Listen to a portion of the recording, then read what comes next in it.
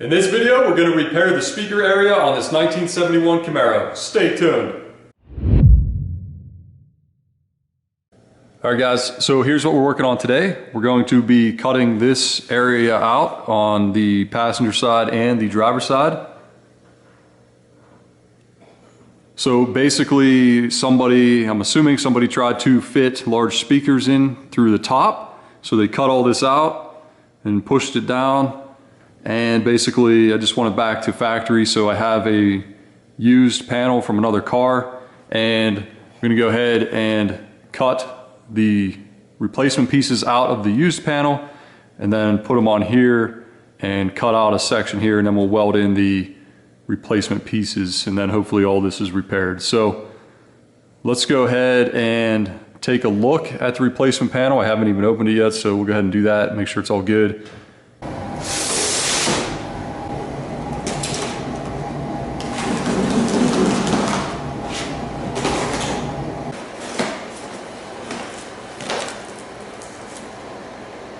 Alright, so here is the replacement panel. Again, I'm just after these speaker holes here. This isn't rust, it looks like rust, but it's like some kind of sealant or something. So the plan is to cut these out, maybe leave an inch around this area here, and then we'll put them in the 71.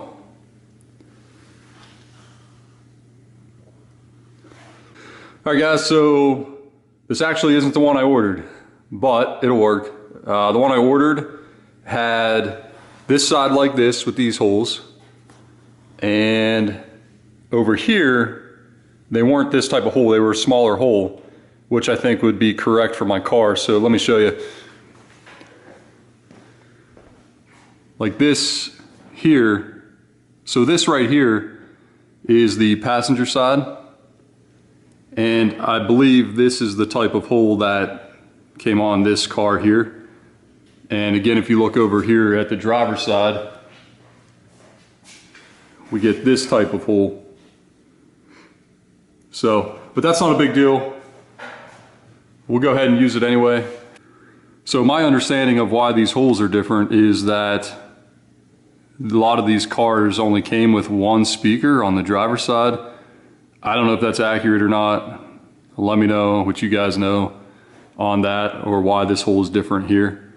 But anyway, back to this panel. So this one's off of a newer, like later second gen car. All right guys, let's throw this up on the car and just take a quick look at it, see what's different. It all looks pretty similar from this area. I did notice that there's like no cutouts up here. I'll show you in a second. So let's put it up there. We got the later second gen here. We got the 71. This all looks pretty similar. You see even these holes are the same here. These holes we already talked about, they're different. And everything else, so this piece here, okay, there's a hole here, which does not exist over here. That's fine because we're not using it. This hole shape appears to be pretty close, so that's good. It's okay if it's a little different. All right, so let's go to the other side and look. All right, so we're on the driver's side now. One thing you can see here is this does not exist over here as far as this stuff goes. So we got two holes here. This all looks the same, two holes here. We do not have this piece here on the 71, so if you look over here, we just have the cutout, the two holes, the one here, and then these two. This looks the same.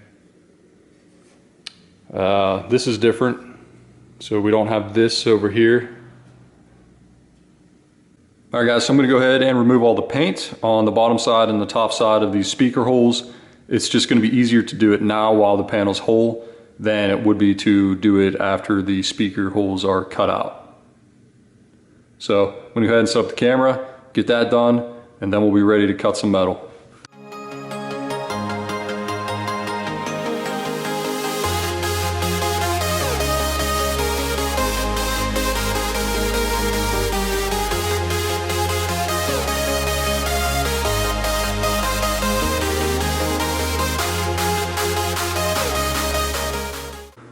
All right guys, so got everything taped up where we're gonna make our cuts. We're gonna cut on the outside of this, and I labeled each side. So this is passenger and this arrow is towards the front of the car. Here's a look at the driver's side. Same thing, labeled, arrow towards the front of the car, and then the tape. So I'm gonna cut around the outside, and we'll have to make some adjustments to it when we get these fitted to the car, but I'll show you when we get up there. All right, so I'm gonna go ahead and cut these out, and then we'll get them fitted in the car.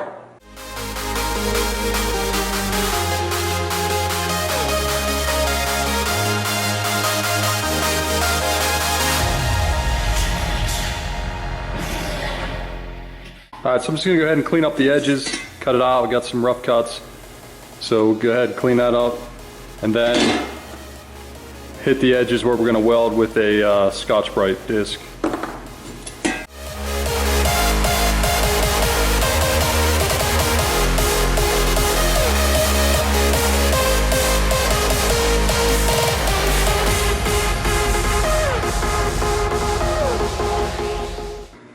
All right guys, so I got the passenger side sitting in place, and what I did is I went around here and cut all this out with the cutoff wheel where it started dipping down, and that allows this piece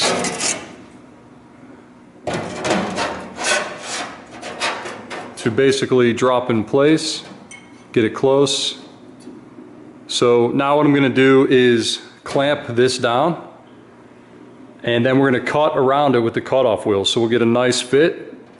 But we're not going to cut through every side. We're going to leave a piece so that it doesn't fall through, and then once we get the main cuts done, we can come back and actually finish off the pieces that are holding this in place, because I want to clamp this down and then make the cuts. This way this thing's going to sit right in there. We'll have a nice even gap. We can use our butt weld clamps, get this thing perfect. All right, so I got the new panel clamped in place, and now what I'm gonna do is just cut around the edge. Even if I cut a little bit off of this one, it's okay, but basically what I'm gonna do is cut the panels together, and when I'm done, I will have a nice even gap all the way around. And remember, what I'm gonna do here is I'm not gonna cut the whole way around. I'm gonna leave a piece here and probably here and here and here. This way it doesn't fall through as I'm making my cuts. So then I'll remove all the clamps when I'm done, and then I'll finish off the little pieces that I left. So let's do it. And basically all I did here was measure from here to here and make sure this was even, and this piece fell in place pretty much, but I just double checked it. And then I double checked it with the measurements over here, because this has the same style and everything is pretty good. So we're ready to cut this, fit it, and then get it tack welded in place. All right guys, and then the other thing I did is I switched over to the 3M cutting wheel. This one is a lot thinner than the Harbor Freight ones that I get. So I save these for cuts like this. Here's a close-up. So you can see these are 1/32. So they're nice and thin, and it'll make a nice cut. It'll leave a nice gap for the MIG welder. And another good tool to use here might be the air saw. We'll see how I get through with this, but the air saw is not going to generate as much heat as this is going to, and this is pretty thin stuff, so we don't want to warp anything if we can avoid that. So there, I may make a cut and then just use the air saw. We'll see how it goes. My Harbor Freight air saw, it's a, what is it, Central Pneumatic or something like that. It's not very good, so I'll give it a shot. If I had a good one, I would definitely use that. But we'll give it a try. If not, we'll just use this and we'll just jump around. So let's set up and get going.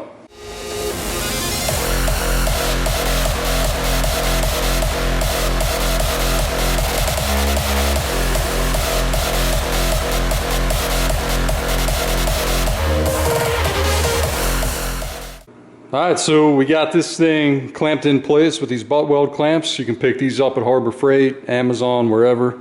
These are Harbor Freight. So now I'm going to go ahead and tack this side, and basically get a tack about every inch. So we'll move these around as needed, may not have to. And then you just want to keep checking to make sure that, like here, it's up a little higher. So we want to make sure that when we're tacking, we're getting this as level as we can. And that might mean moving some of these closer. I'm not going to weld this one in place yet. I'm going to tack, I'm going to then move on to the driver's side and get it tacked in place. I am running low on shielding gas, so just want to make sure that today I at least get everything tacked in place, and if I run out of gas, then I can go ahead and get more, but at least this part will be done. So let's go ahead, tack this one in place, and then we'll move over to the driver's side.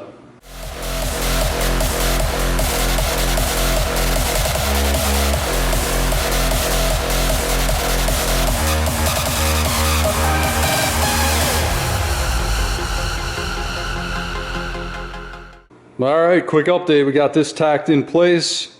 A little difficult with the gaps. They're a little too big. The air saw would definitely be the way to go here. But like here, I just clamped a copper plate behind it and it just went pretty easy. You know, I started off rough here, but we'll get that filled in with the copper plate. And now at this point, it's easy because you can just keep building off the tack welds and you really won't burn through at that point. So we're good shape here. This is looking good. No oil canning yet or anything, so that's good. We'll take it slow with this. We don't want to get it too hot. So now we're going to go ahead and work on the driver's side.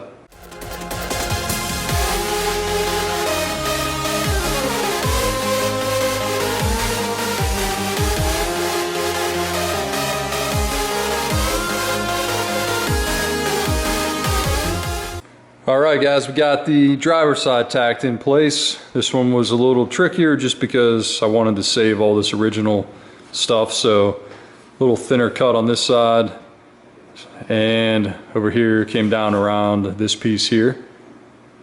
But other than that, it's tacked in and ready to be burnt in. So I'm gonna go ahead and start burning both of these in and see how far we get. Hopefully I got enough gas.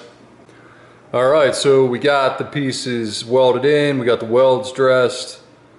Turned out pretty nice. Got a little bit of warpage you got to deal with, but nothing major. So deal with that another day. I still have to clean the underside of the welds up as well. I'm not going to do that tonight. That can wait for another day also. So that's it. The next step is to epoxy prime everything. So hopefully we get to that in the next episode. Might have to wait until it warms up a little bit outside. But we're going to be epoxy priming this area and then of course everything inside. So that'll feel good to get all that done. All right, that's all we got today. All right, guys, that's it for this one. We got the speaker area repaired. Everything is good again back there. In the next video, we'll probably get into spraying epoxy primer on the interior of this car. Hopefully you liked this video. If you did, give it a big thumbs up. And if you like this type of content, please consider subscribing. If you do subscribe, hit that notification bell so you get alerts when we post new videos. If you got any questions or comments, put them down below. We'll see you in the next one.